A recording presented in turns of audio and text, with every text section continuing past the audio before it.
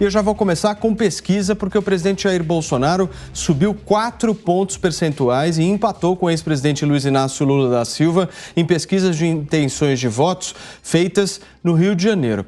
Ambos, só para todos vocês terem uma ideia, estão com 35% das intenções de voto. O levantamento foi divulgado hoje pelo grupo Genial Quest. Em conversa com alguns apoiadores em Brasília, o presidente Jair Bolsonaro disse concordar, de certa forma, que a população brasileira vivia um pouco melhor no tempo do governo do ex-presidente Luiz Inácio Lula da Silva. Segundo o presidente, o governo petista não teria conseguido os mesmos resultados em meio à pandemia e a uma guerra na Europa, e que teria sido muito melhor se não contabilizasse um grande número de casos de corrupção. Inclusive, já vamos pegar de gancho esse tema, produção, e abrir a nossa enquete no portal da Jovem Pan News para você votar, participar. E a pergunta de hoje é a seguinte: você prefere um governo que apresente resultados aparentemente melhores, mas que seja corrupto? Sim ou não? O seu voto, jovempan.com.br. Senhores, ótima tarde. Constantino, Piperno, Marco Antônio, Serrão, vamos nessa, começar a nossa conversa por aqui. Números aí positivos para o presidente Bolsonaro, Constantino, no estado do Rio de Janeiro. Vou começar por um carioca a tarde de hoje, por favor. Boa tarde, Paulo, boa tarde a todos. Pois é, os dois principais colégios eleitorais do país, né, o eixo sudeste aí, Rio e São Paulo, já dão empate, né? Então, assim, é aquilo que a gente previu lá atrás. Vai ter uma espécie de catch-up, quer dizer, as pesquisas vão tendendo a se aproximar da realidade que todo mundo já conhece, já observa, né, que os nossos olhos enxergam, mas as pesquisas negavam.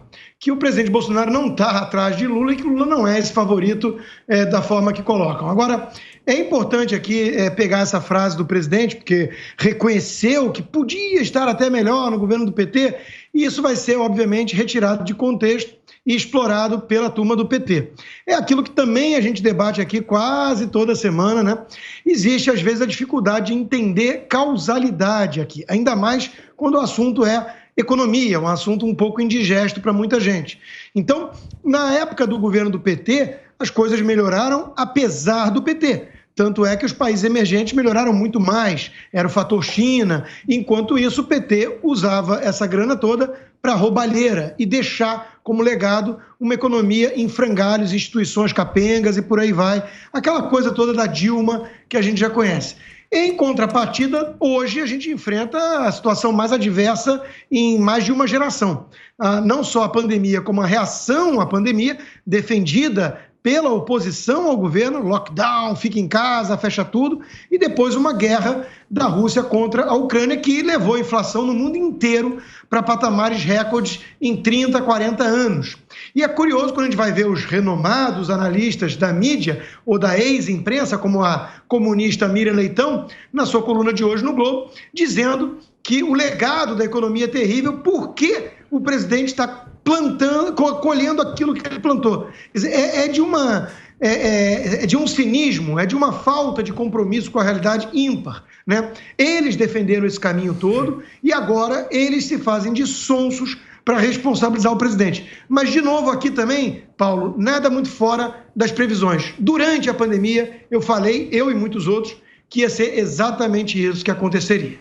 Muito bem, Serrão, no primeiro turno nós temos um cenário do presidente da República, Jair Bolsonaro, à frente do Lula no Rio de Janeiro. Num segundo turno aí dá 35-35. Como é que você vê esses números? Saudações, meus amigos e amados haters. Eu não considero nunca real esses números de pesquisa. Mas, considerando essa questão aí, que a pesquisa aponta, o favoritismo do Bolsonaro é claro há muito tempo. Bolsonaro fez as melhores articulações políticas e o PT continua isolado politicamente. Então, a perspectiva favorece Bolsonaro, que tem a máquina a favor dele. Além disso, tem essa história de querer comparar governos. Essa história não funciona, não cola, não sei se ela cai exatamente para o eleitorado. São contextos históricos completamente diferentes. E quando você pensa em comparar, uma coisa fica bem clara. O governo anterior, as gestões do PT, foram marcadas por corrupção. Isso aí está claro e consolidado. E má gestão em vários pontos. O PT fez obras, mas muitas obras lá fora.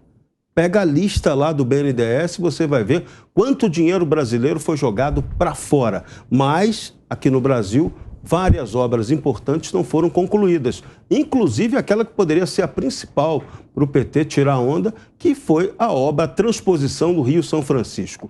Gastou-se mal, perdeu-se dinheiro na corrupção e a obra foi pronta pelo Bolsonaro. Então, o PT é sempre um espetáculo permanente de incompetência e de corrupção. Isso desqualifica completamente você acreditar que é possível uma volta de Luiz Inácio Lula da Silva, que casa amanhã. E eu acho, já postei isso, ele gostaria de investir muito mais na vida de casado do que na vida pública, voltando a ser presidente. Ele está sendo submetido a um sacrifício. A terceira via não apareceu. Olha o vexame tucano. Os tucanos não conseguiram nem arrumar um candidato decente. O desempenho do João Dória faz qualquer um chorar ou rir de tão lamentável que é. E aí o Lula está sendo obrigado a ir para o sacrifício, tendo que ser candidato mesmo sem ter a menor condição política, física, moral e a própria vontade. Então, por enquanto, ele é um grande ator que, na hora H, eu ainda acho que ele vai, na hora que pressentir que perde a eleição, ele vai inventar uma desculpa e sair fora do jogo.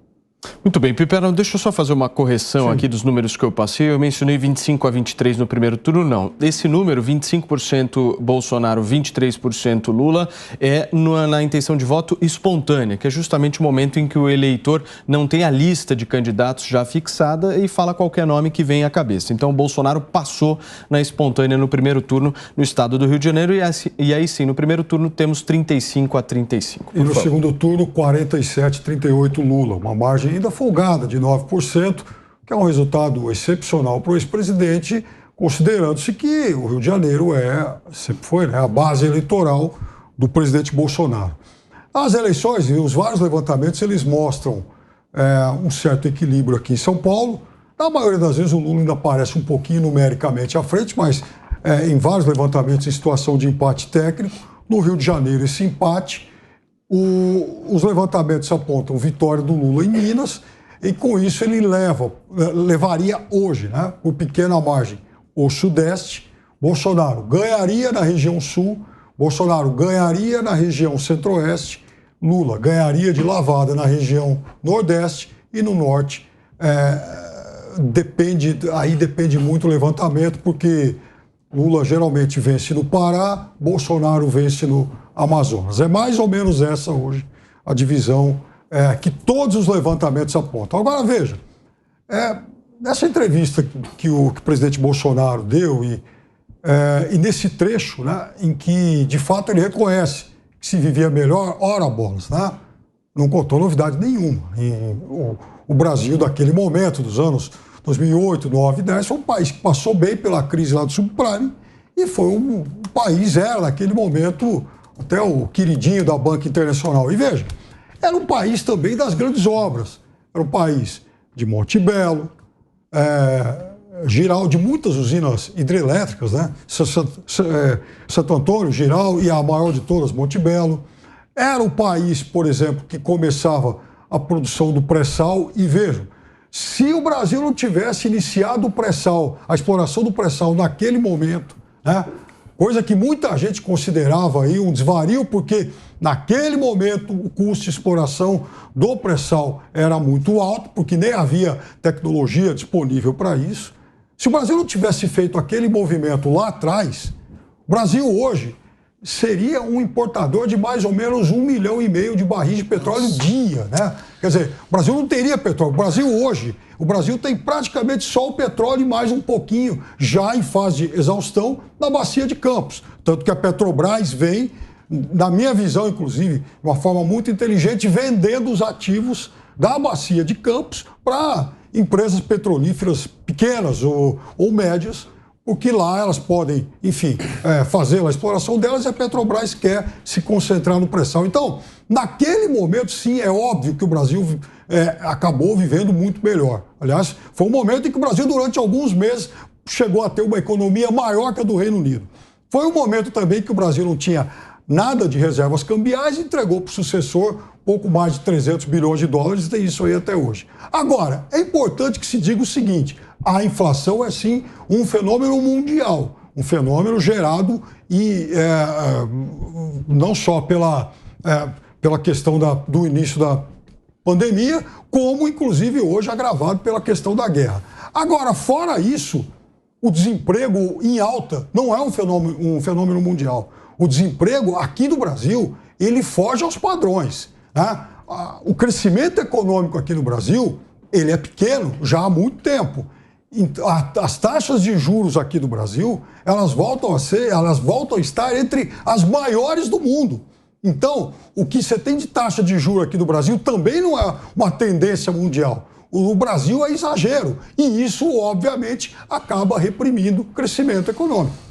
Muito bem. Marco, por favor, você quer rebater o Piperno? E daqui a pouquinho eu vou trazer uma notícia de última hora aqui em relação ao Datena, hein? Mas é depois do comentário do Marco, por favor. Senhor.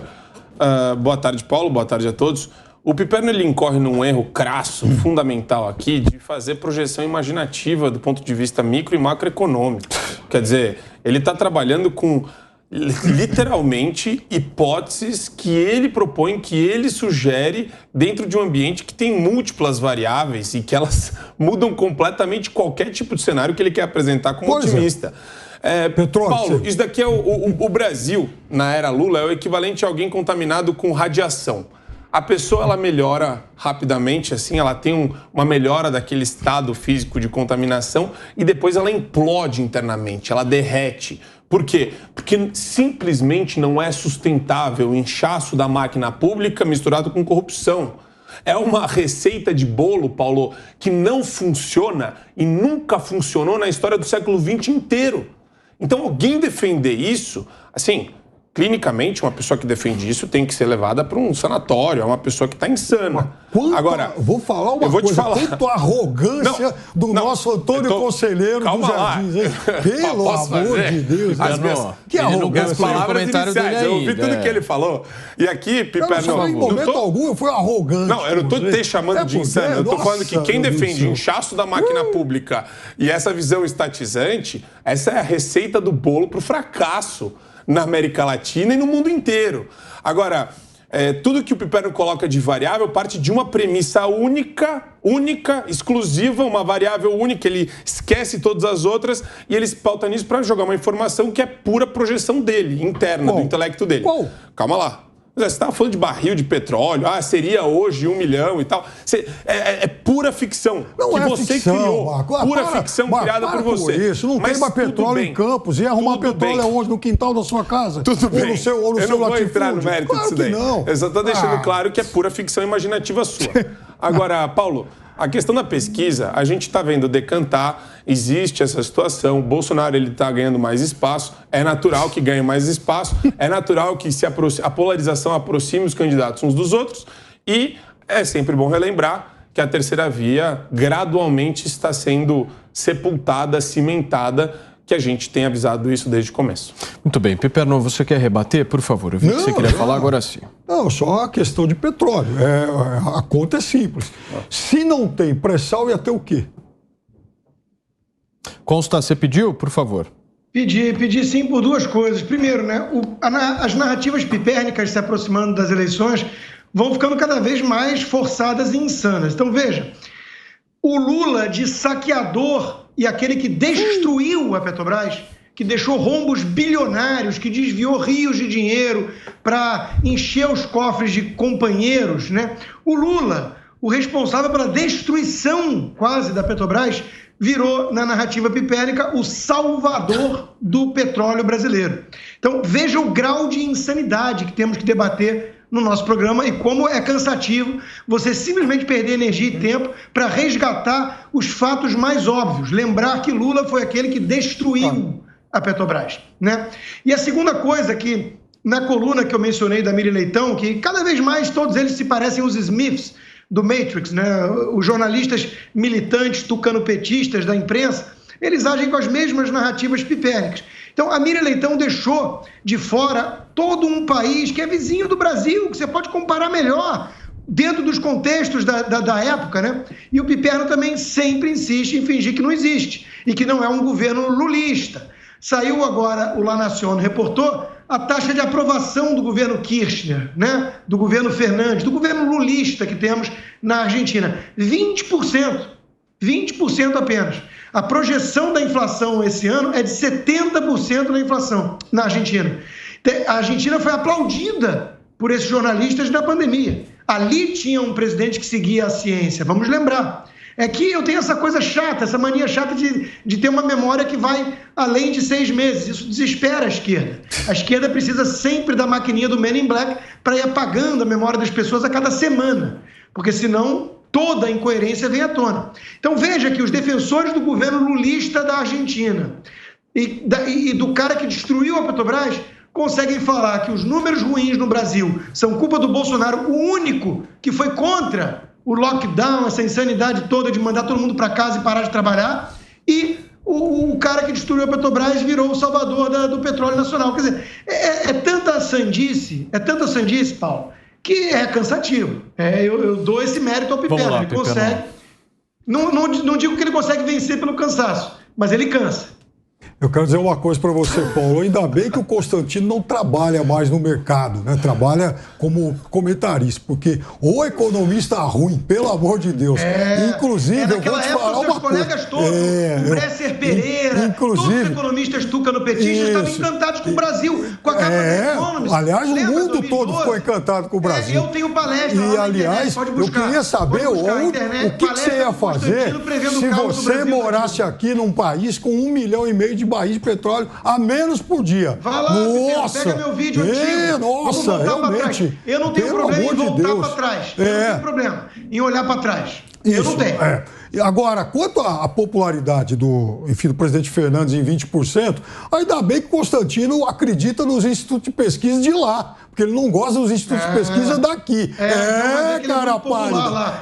Cara pálida. Olha, e aí se tá apontando 20% lá, é porque ele tá mal mesmo. Não tem que, encobrir isso aí. 20% é um vexame. E é governo lulista. Não é governo lulista, nada. É um governo peronista. É um governo peronista. Agora o filho feio. Isso é um governo filho peronista. Feio é sempre órfão, já reparou? Filho feio não tem pai. Exatamente. Inclusive, vocês assumiram a criança, embalaram o Mateus. Não, tem nada de vocês. Veja, um governo sim, eleito. Quando o presidente Fernandes ganhou, é claro que a esquerda aqui do Brasil, a centro-esquerda e tal, aplaudiu, derrotou o Macri. Durante a pandemia também. Durante a pandemia, aliás, justiça seja feita, né? Ele já assumiu quando começou a pandemia. Não é como o Nefasto daqui, que ainda teve um ano para fazer alguma coisa e não fez. Ele não. Rótulos é porque acabaram. Ele já assumiu quando começou a pandemia. E outra coisa. Não era dessa bancada. Eu sou o mais antigo aqui, quero crer. Eu e o Paulo, né? Sei. Nos debates que tínhamos aqui no 3 em 1, com os pipernos da época. Thaís Oyama. Eu dizia que foram vários.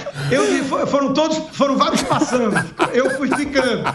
Mas olha, eu dizia o seguinte: quando acabar essa história toda do lockdown e vier a conta, vocês vão dizer que o problema da economia é culpa do Bolsonaro. E aí todo mundo fazia cara de paisagem. Não, tem uma outra coisa. Fica em casa. Aqui foi. Aqui, muito da culpa é dele, sim. Até porque demorou para começar a vacinar. Até porque... Vamos para o mundo real. Chamar o VAR aqui. Chamar o VAR aqui. Porque é o seguinte, quanto mais se morre, quanto mais a Covid matava, é evidente que isso impactava a atividade econômica. Agora, só para fechar... Nunca passou por este programa nenhum piperno. Agora eu quero dizer uma coisa. Nada é igual. Eu quero dizer uma coisa, Constantino. A sobrinha. Popularidade de 20%... é um vexame. Concordo com você. Inclusive o Bolsonaro, pouco tempo atrás, ele tinha isso aqui. Agora tem 30, agora melhorou um pouco. Mas concordo com você, um vexame. Muito bem. Serrão, você quer chamar o VAR? Quero chamar o VAR. Vamos para os dados da economia do mundo real. A Fundação Getúlio Vargas acaba de anunciar que o Brasil teve um crescimento econômico de 1,5% no primeiro trimestre. Então, essa economia não vai tão mal assim quanto a a tal imprensa de canhota tenta mentir para a maioria da opinião pública. Outro ponto que tem que ficar claro, a dívida pública no governo Bolsonaro está sob controle, não está tendo aquela gastança irresponsável e a roubalheira sistêmica comandada de dentro do Palácio do Planalto, como aconteceu na era PT, PMDB e Companhia Limitada. Então, isso faz uma diferença brutal. Além disso, tem várias medidas estruturais que estão sendo tomadas para a economia avançar. Por exemplo, já está se corrigindo, já está trabalhando a mudança na matriz energética para corrigir aqueles erros absurdos que foram praticados na era PT. Fizeram 3 hidrelétricas de fio d'água. Um absurdo. Isso é criminoso, um negócio desse, do ponto de vista econômico, da exploração econômica. Usina que, quando na época de seca, ela não produz energia direito. Então, isso é coisa de canalha, foi produção, foi obra para corrupção e não obra para o desenvolvimento econômico. Então, esse governo do PT é nota -13. Não adianta tentar defender isso, porque os fatos da realidade acabam com a gestão petista. É incompetência e corrupção, um consórcio imbatível.